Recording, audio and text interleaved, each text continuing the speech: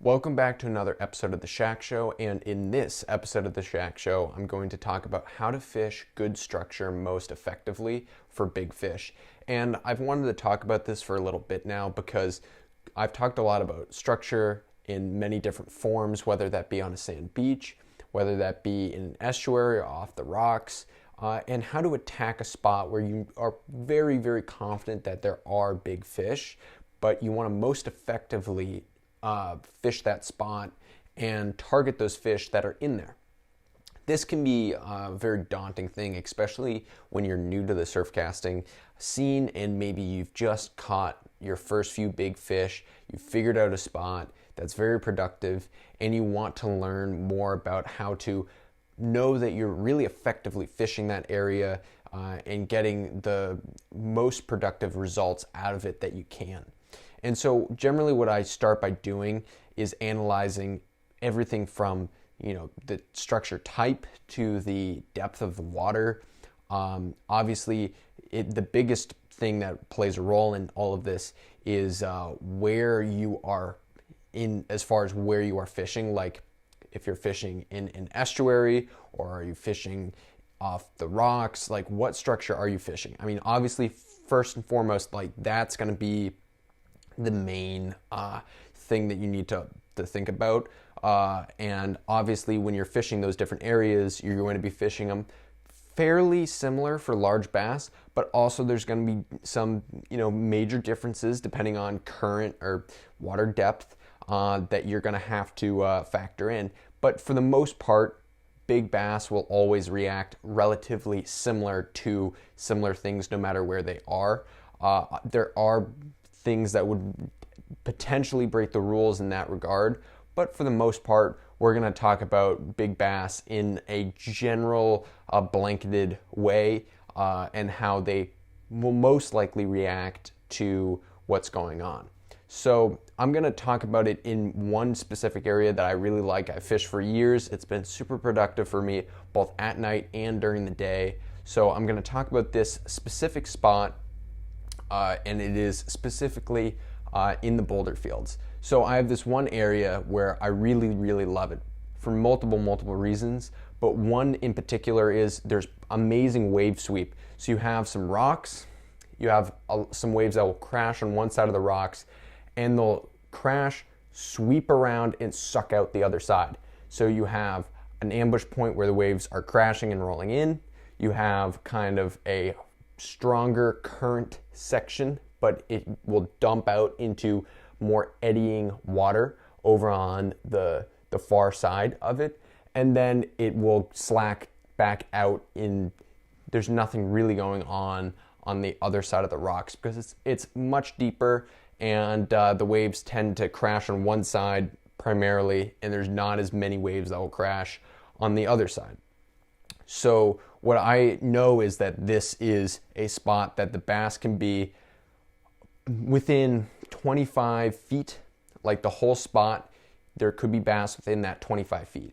So when I'm thinking of any spot, no matter where it is, I'm always trying to think to myself, where is the spot? How large is it?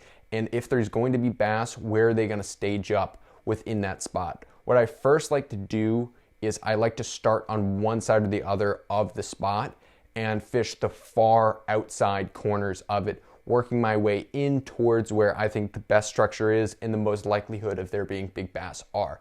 And the reason for that is if you can catch a bass on one of the far sides of the rocks or the spot that you're fishing, you're going to be able to potentially have a big bass there, then maybe move in a little bit more, have a big bass there, and move in a little bit more and have another big bass. And a lot of the time what will happen is if you go right into the middle, you cast out there, you hook into a big bass, it might run and spook everything in that area, and you will potentially lose the chance on catching multiple really nice fish. So what I like to make sure I do is fish from one side to the other. It kind of minimizes the chances of one fish blowing out that whole area. So you might have another shot at another fish throughout that spot. I also really like to fish every depth of the water column while I'm doing this. I start with a really big plug that tends to be right in the middle of the water column. One of my all-time favorite go-tos is any sort of large, deep diving metal lip.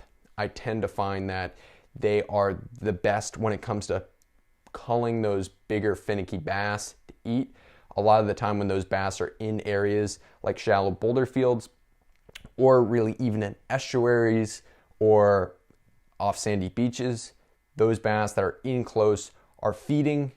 They're looking for one primary meal, and then they're probably going to go into deeper water to digest. And so I try to make sure that when what I'm trying to do here is give them that one meal that they're looking for and present it to them in a way that they have no choice but to feed and at least try and check out that prey item. And for me, it's always going to be a big metal lip. I'm a huge fan of big metal lips, as I keep saying, for like that one primary prey. And I'll start working my way across the spot. And then what I'll do is when I get into the zone, when I finally get to where I want to, like my main spot, I'll spend a lot more time meticulously throwing in that area. I could also be doing the same thing with a live eel or maybe an eel skin plug. I'm a huge fan of eels as well as big metal lips, but anything that I know that like if there are big fish around, that this is going to be what will most productively get you that fish that you're looking for.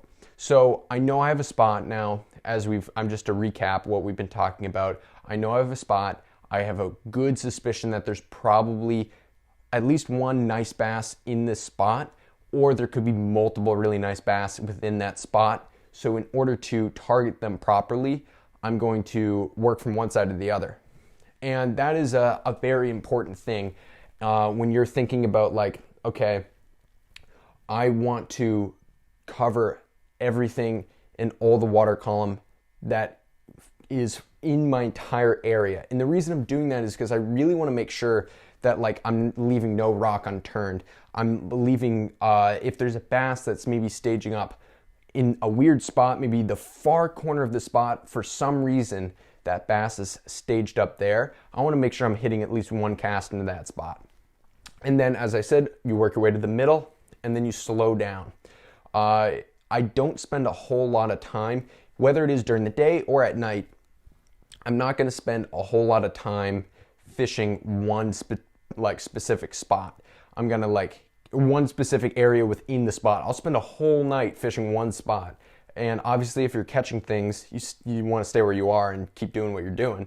But if you slow down, I always like to move very small incremental distances and cover as much water as possible within that little section of the major spot. So what I'll do is I'll take either a deep diving metal lip, or if I'm fishing during the day, maybe I'll use something like a big spook, and I'll cover one spot. And I know I was talking about like covering all water depths.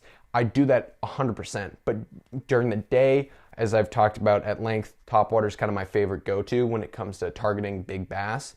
And that water depth thing will kind of go out the window. But if you're fishing at night, covering all those water depths is definitely key. And as I said, I definitely like to start where I'm in the middle of that water column.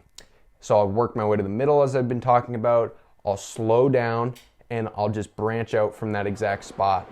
And I'll make sure that I'm casting a little bit to my right, straight in front of me, and a little bit to my left. And I'll do that probably 10 times back and forth. And I'm just going to be casting and casting and casting. And what I'm trying to do is make sure that if there's anything in that major area where like maybe there's white water that's dumping in there perfectly and it's creating a little rip section where you can visually see that like, okay, the water is getting sucked out from this spot, hitting this rock and kind of jettying off of it. Maybe there's a bass staged up on that. I'm going to slow down and I'm going to really fish that sub spot really hard. Then I'm going to move to the left and I'll move past that. And then after I've covered everything past that, then what I'll do is I'll actually go back to the main section that I like the most. And I'll probably, if I haven't gotten anything, I will start there and I will work up and down the water column for a little bit longer. And then by that point, generally I'm gonna move spots if I'm not getting anything, but I'll move up and down in the water column and really make sure that I've targeted everything within that area. And then after that, I'm never afraid to leave. If I'm wasting my time in what I feel like is wasting my time, where I've fished a whole spot with a metal lip, which is a very confident plug for me, and I know that, okay, there's nothing here that's gonna hit my metal lip, and I've worked maybe the whole water column. Maybe I threw on a soft plastic and I worked the bottom. I threw on maybe like a floating needlefish and I worked the top. Or during the day, maybe I've thrown spooks and pencils on the surface. I threw on a bucktail and I worked maybe the middle of the water column. Maybe I threw a glider on and I worked I throw a glider on, I worked the middle of the water column, and then I throw on like a bucktail and I worked the very bottom of the water column, and I'm getting nothing. Then I'm not gonna be afraid to move. You never wanna be afraid to move in a spot if your whole spot isn't working, but that's what I do to kind of break down an area, slow myself down, fish everything meticulously from one side to the other, and then go back to my main spot, the spot that I really like the most, fish that really hard from top to bottom. If I'm getting nothing there, then I'm gonna make I'll do the calculations in my head that, like, most likely if I work the main spot within that spot that really looks good, there's generally one area that looks the best. If I've worked that from top to bottom and I haven't gotten anything, then I'm gonna feel confident in saying that it's not worth working from top to bottom. It's not worth working from top to bottom the whole entire spot. I'll then just move spots to a different area.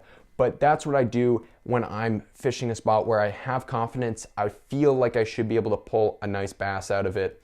I do that a lot, mostly specifically at night.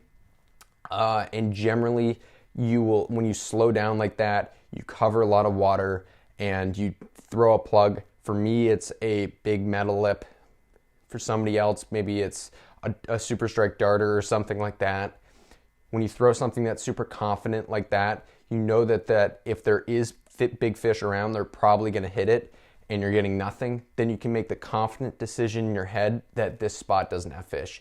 And that, for a lot of people, and it could be that night, and also in other nights it might be on, but you can make that confident decision that the spot I'm fishing is not worth my time and I should move. So I hope you guys enjoyed this video. If you did, please leave me a like and subscribe, and I'll see you in the next video.